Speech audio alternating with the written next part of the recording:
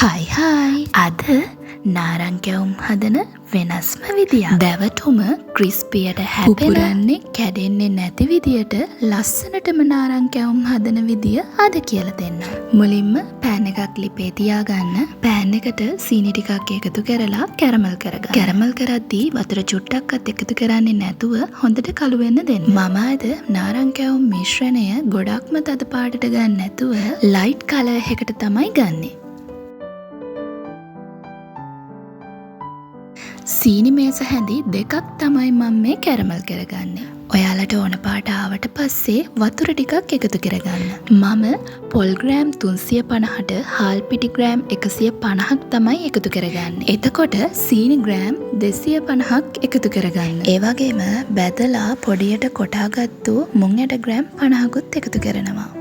හරි, කැරමල් වුණ සීනි ටිකට මම ඉතුරු සීනි ටික එකතු කරගත්තා. විශේෂත්වය තමයි මම මේකට දෙහි ගෙඩි දෙකකුත් එකතු කරගත්තා. එතකොට අපේ නාරංකැවුම් මිශ්‍රණයට හොඳට පැංගිරි රස එකතු වෙනවා. සීනි ටික හොඳටම දිය වුණාට පස්සේ පොල් ටික එකතු කරගන්න.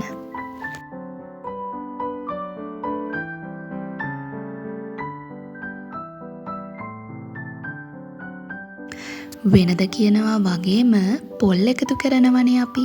ඒ නිසා කිවුල් රසක් එන්න පුළුවන්. ලුණු චුට්ටක් එකතු කරගන්න. පොල්වලට සීනි පැණි ටික හොඳටම උරා ගන්නකම් ටික වෙලාවක් තියන්න.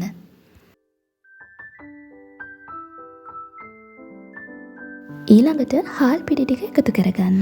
හාල් පිටි ටිකත් එක්කම බැදලා සාමාන්‍ය හැපෙන චූටි කෑලි වලට කොටාගත්තු මුං ඇට ග්‍රෑම් 50කුත් එකතු කරනවා.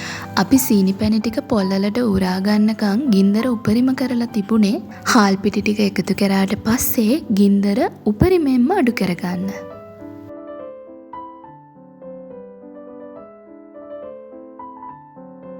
අත ඉක්මන් කරලා නාරංකැවුම් මිශ්‍රණය ඉක්මනින්ම හදාගමු.